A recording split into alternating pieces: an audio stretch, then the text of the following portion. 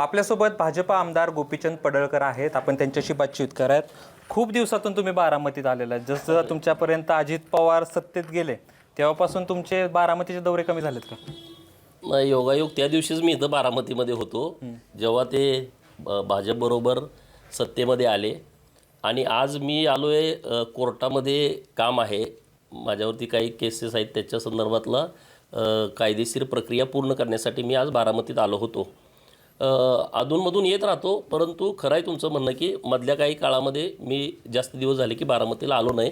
परंतु सगळे संपर्कात असतात, सगळ्यांच्या भेटीगाठी होतात, मुंबईला भेटतात, गावाकडे भेटतात किंवा अन्य काही कार्यक्रमामध्ये अधूनमधून सर्व माझ्या भारतीय जनता पार्टीच्या सहकाऱ्यांची गाठभेट होत राहते.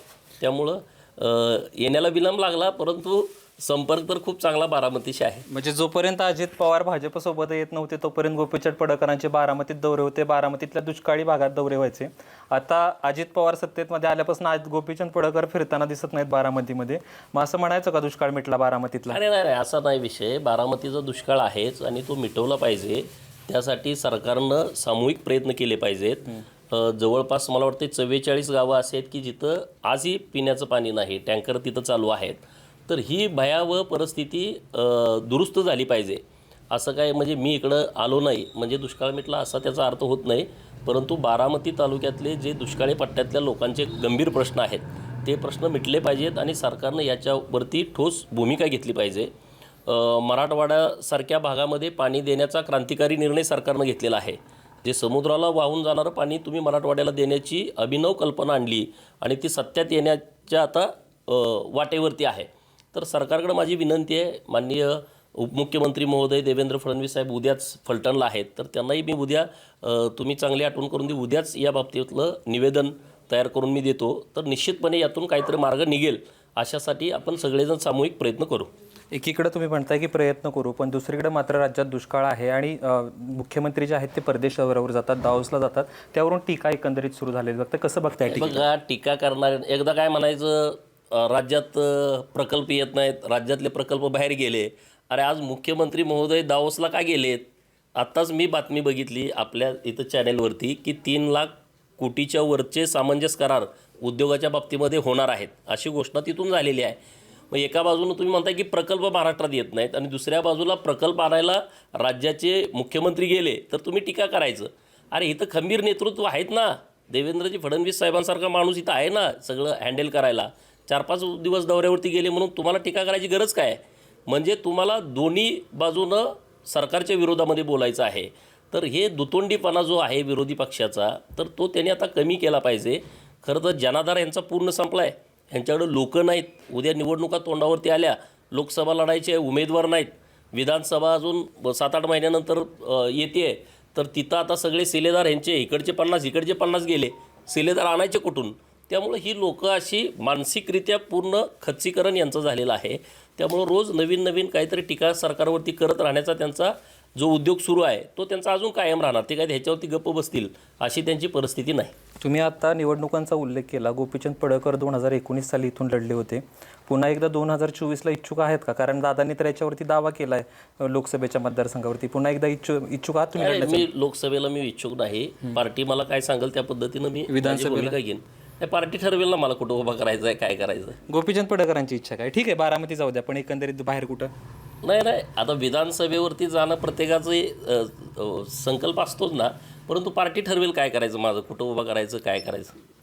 रोहित पवारांनी शेजारचा कर्जत जामखेडचा जो आहे तो मतदारसंघ निवडला. तसा कुठला तरी डोक्यात असेल की एखादा कुठला तरी की इथं आपण लढू शकतो, इथं आपण तयारी करतोय? खरं तर बारामतीमध्ये तुम्ही येत होता, तयारी देखील चांगली झाली होती, पण अजित पवार तुमच्यासोबत गेलं आणि तुमचं बहुतेक गणित फिसकटल्यासारखंच वाटतं. अरे माझं गणित फिसकटलं नाही, आम्ही इतकी तयारी केल्यामुळे इकडंच यावं लागतं ना. बरोबर, भारतीय जनता पार्टी बारामती तालुक्यामध्ये खूप चांगल्या पद्धतीनं काम करत होते आणि त्यामुळं आता निर्णय वेगवेगळे झाले.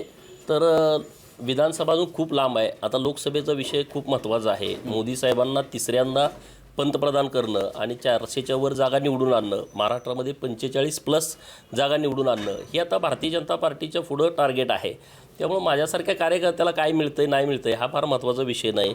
आता आमची भूमिका ही आहे की लोकसभेला कसल्याही परिस्थितीत जास्तीत जास्त महाराष्ट्रातून सीटं निवडून येणं आणि माननीय मोदी साहेब 3ऱ्यांदा शपथविधी घेताना महाराष्ट्रातले खासदार आमच्या वरिष्ठांना जे अपेक्षित आहेत ते पाठवणं ही आता आमची जबाबदारी आहे आमच्या सगळ्या कार्यकर्त्यांची. त्यामुळं आम्ही लोकसभेच्या हिशोबानं खूप तयारीला लागलो आहे. भाजपनं मिशन बारामती आखलं होतं, कमळ फुलवणार असं सांगितलं होतं, पण अजित पवार तुमच्यासोबत सत्तेमध्ये आले आणि त्यानंतर अजित पवारांनी या मतदारसंघावरती दावा केला. नेमकं कोण लढणार आहे याबद्दल काही स्पष्टता आहे का, आणि असेल तर उमेदवार कोण असेल? हे बघा, ह्याच्याबाबत माननीय देवेंद्र फडणवीस साहेब आणि माननीय चंद्रशेखर बावनकुळे साहेब हे अधिकारवाणीनं सांगू शकतात. परंतु आता इथं आमच्या विचाराचा खासदार होणार हे आता 1,00,000% निश्चित आहे. त्यामुळं कोण होणार, कुणाला उमेदवारी मिळणार, आता तो भाग्यवान असेल कोण ज्याला उमेदवारी मिळेल ते. कारण मोदी साहेबांच्या सोबत काम करायची संधी आणि ती पण बारामतीतून मिळणं हे एक भाग्याचं लक्षण आहे. तर निश्चितपणे असा कोण भाग्यवान कार्यकर्ता असेल त्याच्या प्रचारासाठी आम्ही सगळेजण झोकून देऊन काम करू. मराठा आरक्षणाचा प्रश्न गंभीर आहे, धनगर समाजाच्या आरक्षणाचा प्रश्न गंभीर आहे. एकीकडे जरांगे असं म्हणतात काही समन्वयकांना घेऊन माझ्यावरती ट्रॅप लावला जातोय, असा आरोप मनोज जरांगे पाटलांनी केला. बघा, त्यांचा काय आरोप आहे, कुणावरती आरोप आहे याच्याविषयी आम्हाला माहिती नाही. परंतु मराठा समाजाच्या आरक्षणाच्या बाबतीमध्ये आमचंही सगळ्यांचं म्हणणं हे आहे की मराठा समाजाला आरक्षण मिळालं पाहिजे. कारण गरीब मराठा समाजाची संख्या फार मोठ्या प्रमाणात आहे. परंतु सरसकट ओबीसीतून आरक्षण मागणी जी केली जाते त्या मागणीला आमचा ठामपणे विरोध आहे. माननीय देवेंद्रजी फडणवीस साहेब मुख्यमंत्री असताना महाराष्ट्रातील मराठा समाजाला ज्या पद्धतीनं SC-BCचं वेगळं आरक्षण दिलं होतं त्या धर्तीवरती त्यांना आरक्षण द्यावं, त्याला कुणाचाच विरोध नाही. परंतु OBCमध्ये खूप मोठी संख्या आहे, 52%च्या वर OBC समाज मंडल आयोगानं सांगितलेलं आहे. 346च्या वर जाती महाराष्ट्रामध्ये आहेत आणि अजून अशा असंख्य 346 पैकी जाती आहेत की त्यांना आरक्षणाचा लाभ मिळाला नाही.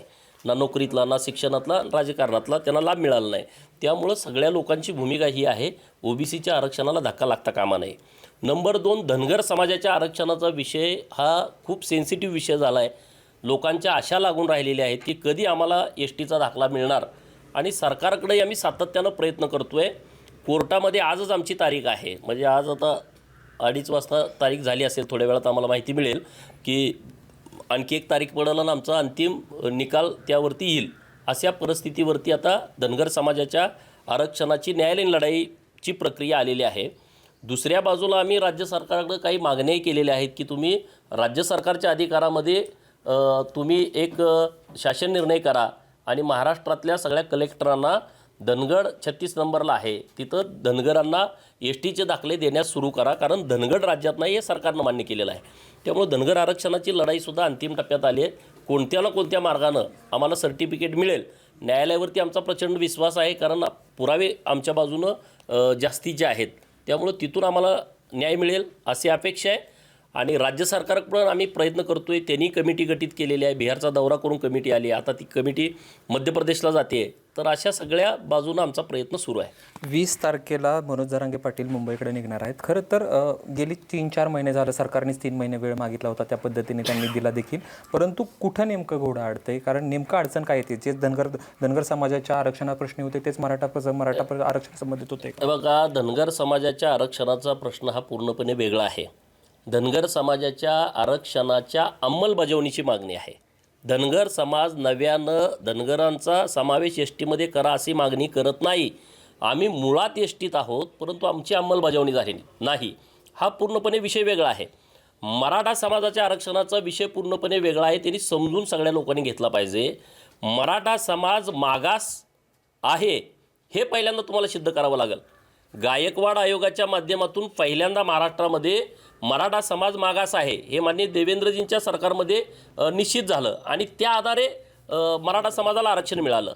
आता दुर्दैवानं महाविकास आघाडीचं सरकार असताना सुप्रीम कोर्टामध्ये मराठा आरक्षणाची जी केस चालली त्या केसमध्ये यांनी बाजू व्यवस्थित मांडली नाही.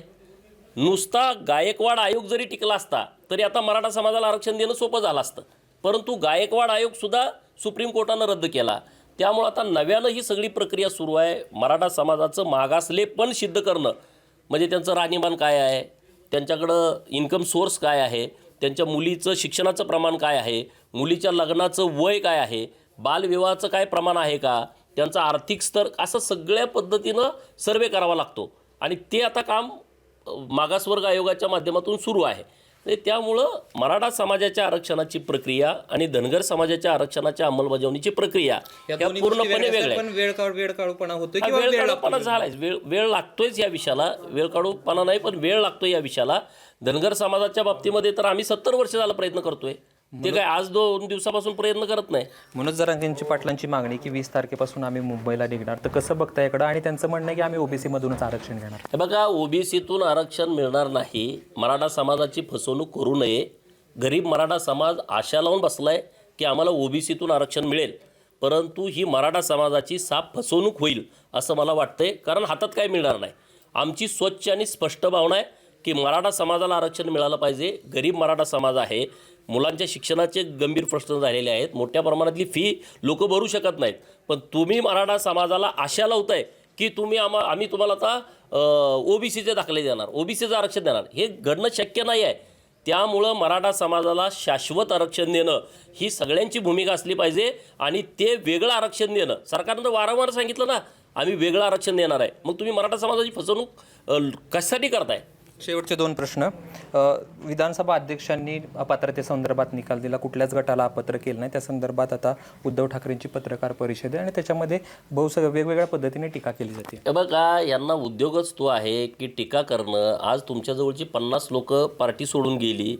तुम्ही बहुमत चाचणीला समोर गेला नाही. तुम्ही स्वतः पहिल्यांदाच राजीनामा देऊन बसला. आता ह्यात चूक कुणाची आहे?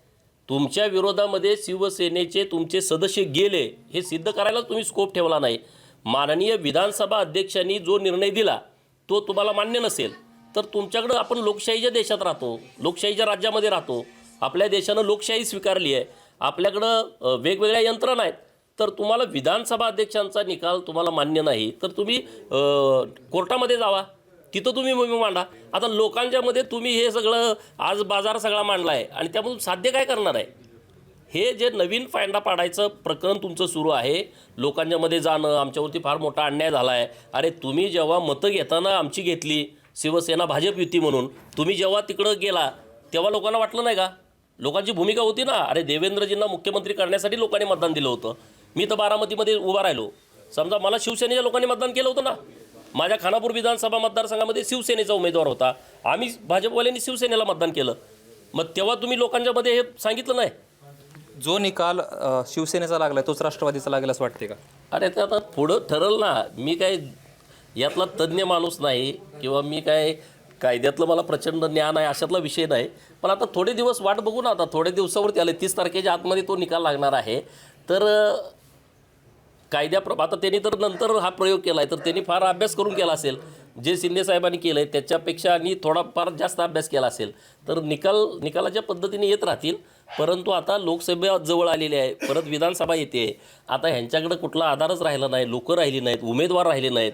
त्यामुळे ही सगळी लोकं हतबल झालेली आहेत. तर काय करा, तर लोकांच्यामध्ये काहीतरी चुकीचा संदेश गेला पाहिजे. अशा पद्धतीचे वारंवार प्रयोग हे शरदचंद्र पवारांच्याकडून आणि उद्धव ठाकरेंच्याकडून वारंवार होत आहेत आणि ते होत राहणार. आता पुढचं 6-7 महिने हेच चालणार, सगळं गोंधळाचं वातावरण.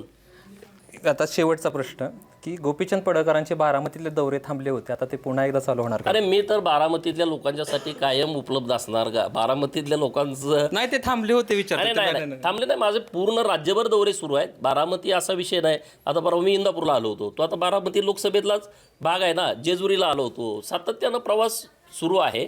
त्यामुळं बारामतीला येणं जाणं तर कायम होत राहील. इथले आमचे सगळे जीवाभावाचे भारतीय जनता पार्टीचे कार्यकर्ते आहेत की जे एकदम मेहनतीनं, कष्टानं, चिकाटीनं पार्टीचं काम करतात. त्यांच्यासोबत राहणं तर आमची जबाबदारी आहे. तर खूप खूप धन्यवाद. तर हे होते गोपीचंद पडळकर, ज्यांनी विविध विषयांना हात घातला आणि आपली पडखड मतं त्यांच्या शैलीमध्ये त्यांनी व्यक्त केलेली आहेत. कॅमेरा पर्सन धीरज गोरपडेसह जयदीप भगत, एबीपी माझा, बारामती. एबीपी माझा, उघडा डोळे बघा नीट.